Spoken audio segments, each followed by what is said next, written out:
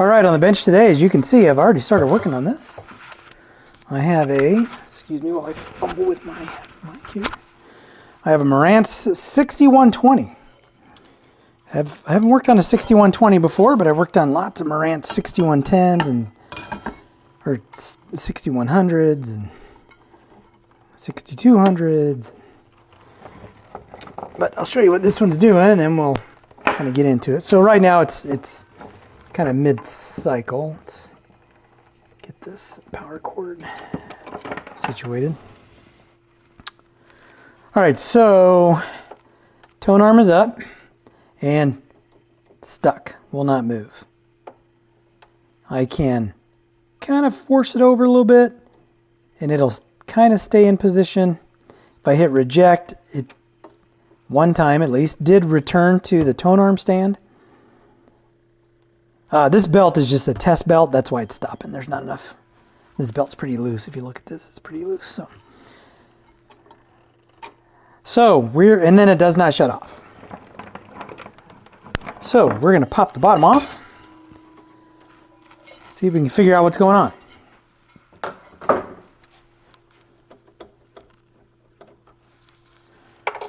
This has some techniques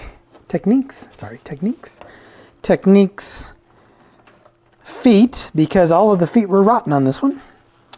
So whenever I use a turntable for parts, I salvage as much as I can. So these are not Marantz feet. These are techniques feet.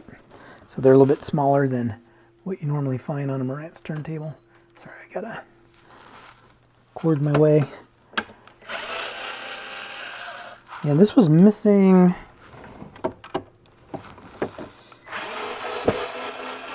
I think it's missing a screw in one of these corners. Oh no, I think it's a spider web. It's spider web. Yeah, look at that. Nice. All right. So number one, I'm thinking something's bound up underneath here.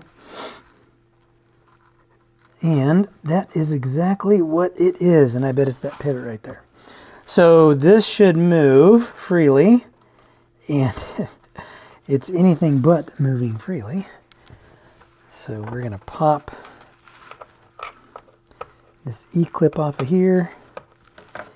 And we're going to lubricate this point right here.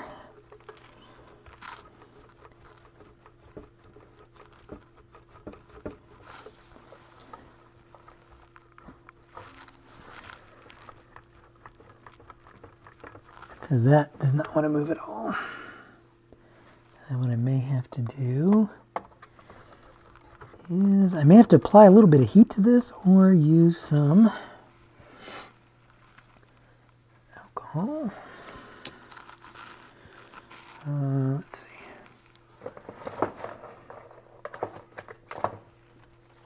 Oh, I'm reaching over here.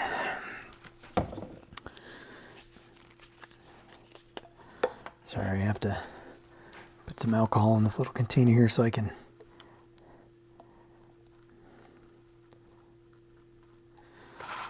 squirt some of this in there and not get it all over the place.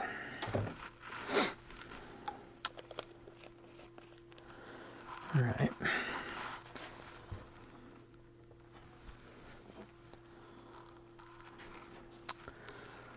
We'll see if we can get that kind of working down in there a little bit.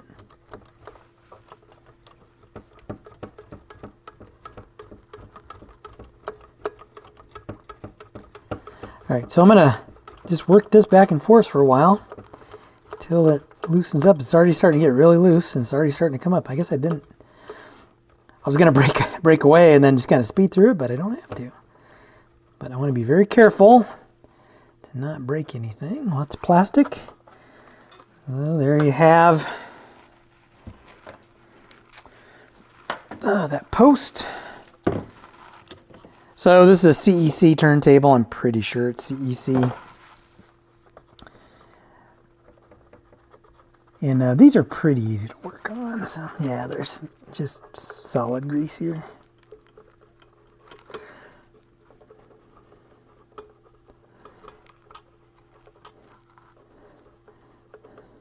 At least there's not a ton. Not a ton of grease. That got clean pretty quickly, actually.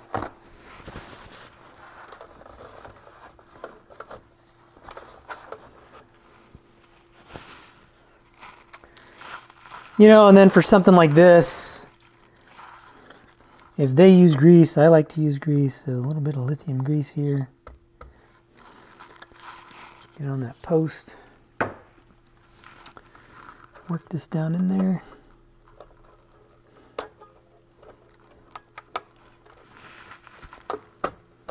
There we go. Perfect.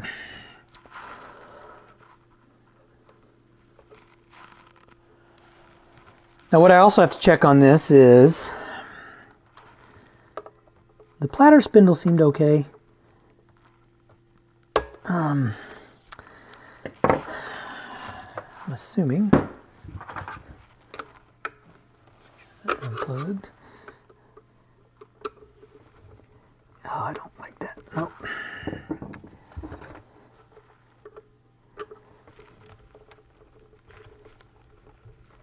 I may have to move that into a different position so I can unscrew it. These screws are always so soft that you have to be very careful. So I would assume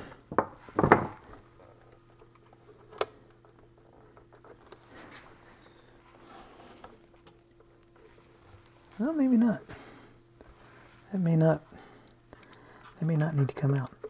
My assumption was this would be removed and then there's a reservoir. Oh, you know why? Because that's not even the spindle.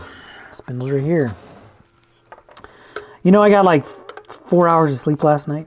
So, and I was able to take a little nap, but I don't think it stuck very well. So I'm a little spacey today.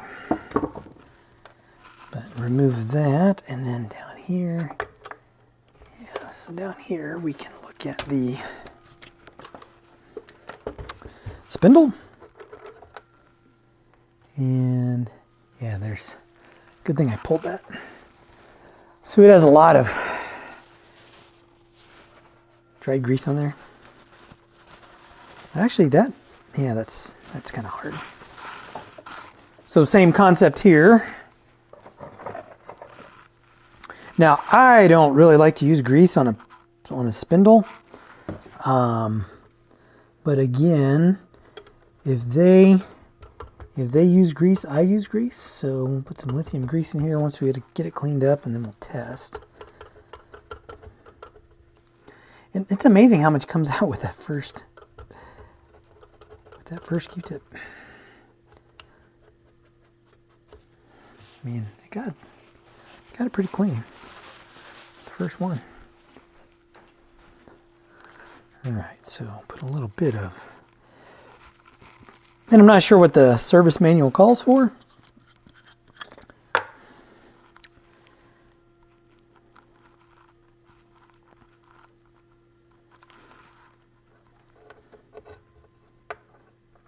Oh yeah, that's day and night. Day and night. Managed to get some grease on my thumb. Not real happy about that.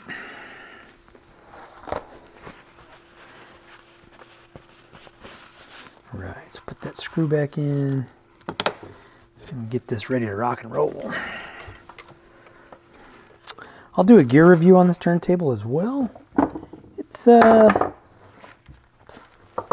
you weren't paying attention. It's a nice turntable.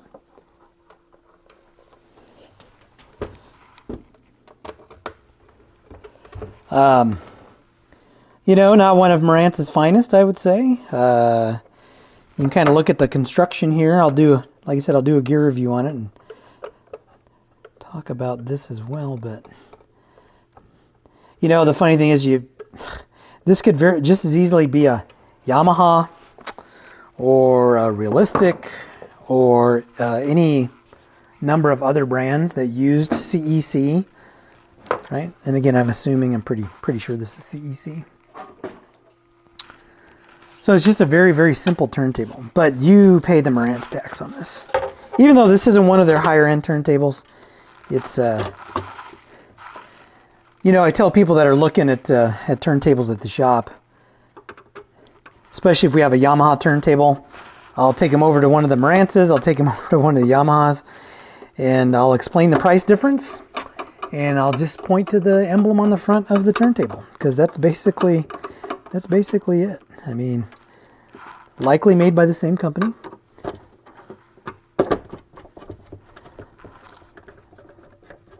And you're just paying for the name at that point.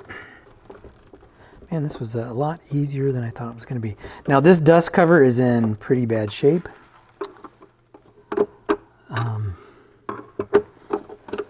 I'll show you that here in a minute.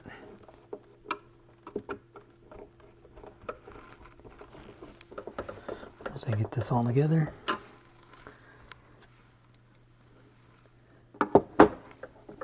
In fact, I prefer Yamahas to the Marantz turntables from that era. So, you know, a YP211, YPB4. I would take any of those over a Marantz. And there's no weight to this turntable. There's absolutely no weight to this turntable. You can see where the belt had disintegrated. In fact, I guess I did not finish cleaning that up, so I'll just wipe this off real quick.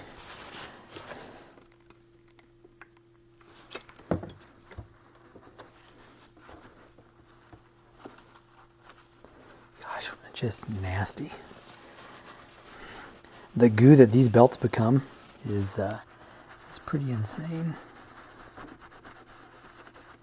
And this is all hardened here, so this isn't really going to come off much.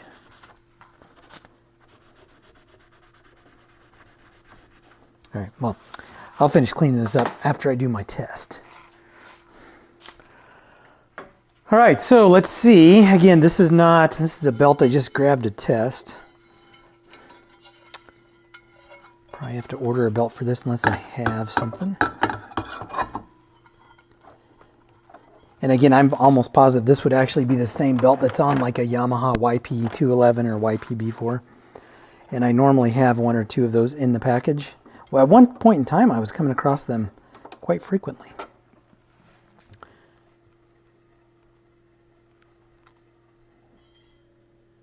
Okay, so the one thing it's not doing is turning off. Let's see what our movement's like though. So cue up. Yep, very easy to move now. I see the counter or the anti-skate weight is not in the right position. Yeah, all right, so we got to look at the auto shut off.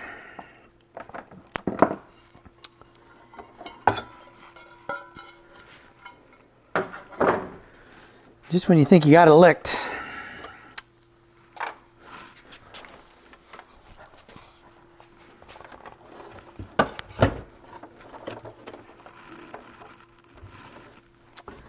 I'm guessing there's another lubrication point that I just missed. One thing about the Marantz turntable plinths, notice that I'm using like a cordless screwdriver. You want to be careful because it is very easy to strip the little particle board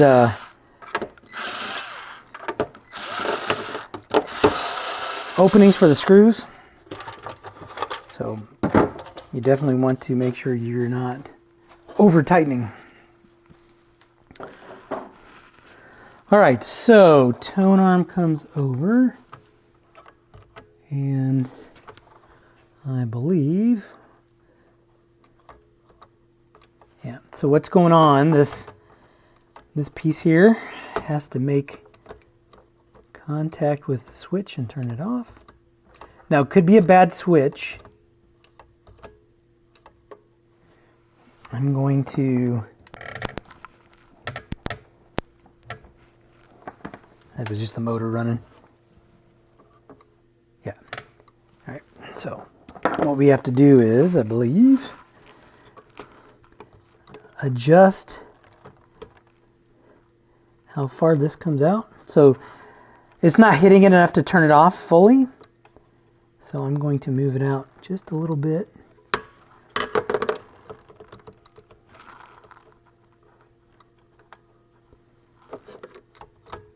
That should get it right there. Boy, that tone arm seems a little loose too.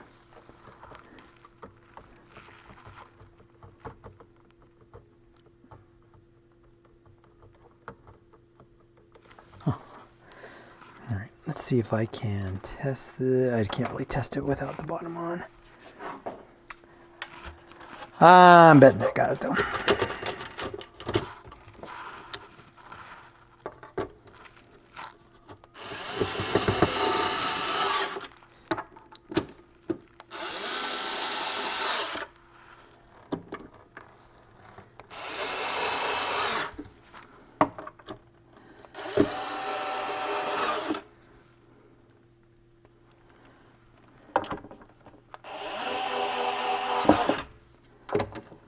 Almost there, almost there, almost there. Trying to shoot this as one continuous video.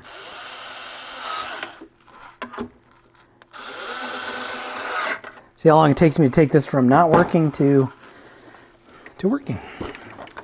Again, sans the cosmetic cleanup. I'll skip that. All right. Try again.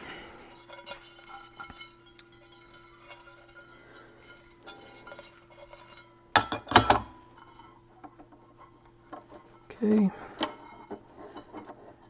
Now speed adjustment on this. Let's say the speed was off. There are no, likely, I'd have to look at the service manual, but I'm betting there are no speed adjustment procedures for this. So it all comes down to belt size, belt width, belt thickness, all that good stuff. Whoops. There we go. All right. So hopefully it's off. Looks like it's off. Move it over in position, turns on, plays to the end, hits the trip point,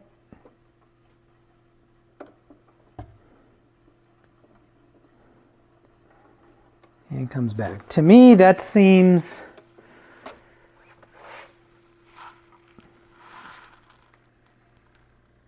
nope, still didn't shut off. Huh. Well, I'll be. Oh, it didn't come all the way back to the tone armrest. So let's look at this. Let's see. First, this thing is about 17 feet high. So, okay, so there it hits the run out. There it's coming back.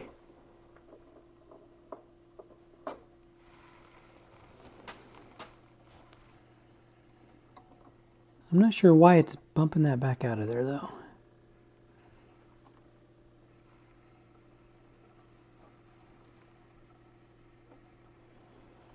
Okay, pick up, come back. I'm wondering if it sits down, if it will turn itself off.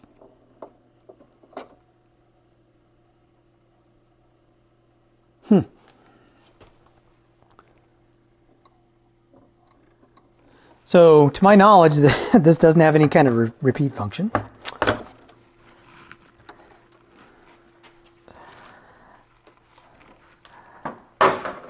So, I'm not sure what's going on.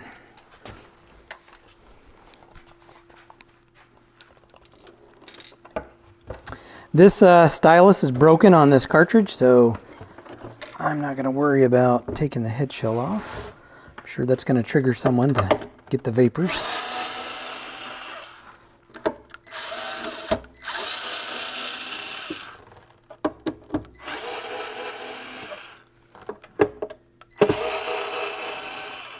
I don't believe what I adjusted would affect. Oh man. Running out of juice. Charge that puppy. I don't think what I did would cause that to pop back out of there. But this might be a case where I'm going to have to prop this up on a couple of 2x4s and watch the mechanicals underneath to see what's going on. Okay, so it comes back. Okay, that's the motor.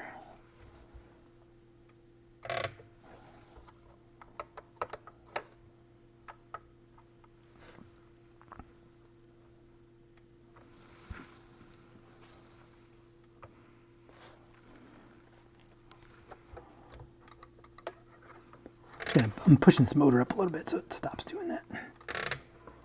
Okay.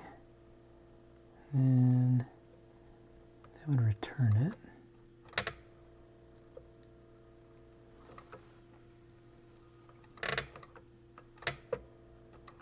Yeah, I think I'm going to have to watch what happened. The only other, and that's not an issue of lubrication. Could be that this didn't move though when I loosened that screw. So it goes through the cycle, comes over. Yeah, I'm gonna have to watch this underneath and see what's going on. So I unfortunately really can't do that on camera. So I'm gonna have to set this up to watch what it's doing.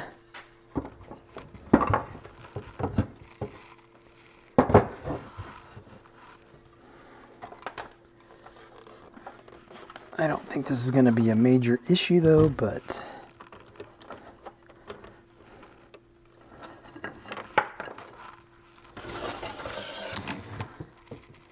all right. I'm going to do that, come back and let you know what I found. Okay, I think I got it. Yeah, it was the adjustment that I made. So what happened is that little white piece that I slid out to make contact with the button, right, for the switch. So that was coming in, but it was so close that the spring from the switch was preventing it from kind of seating down, right? So the spring was actually pushing it back out. So now it should be just fine. At least it worked a second ago. If not, I just have to adjust it. Perfect. Perfect.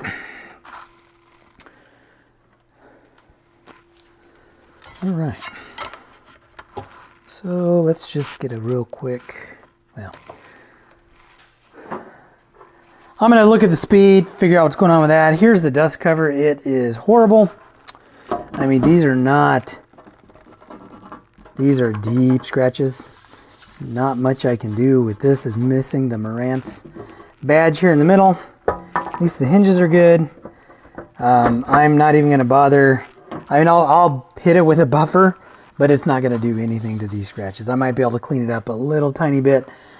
This is not an expensive turntable though, so I would not, I'm not going to waste any time on it.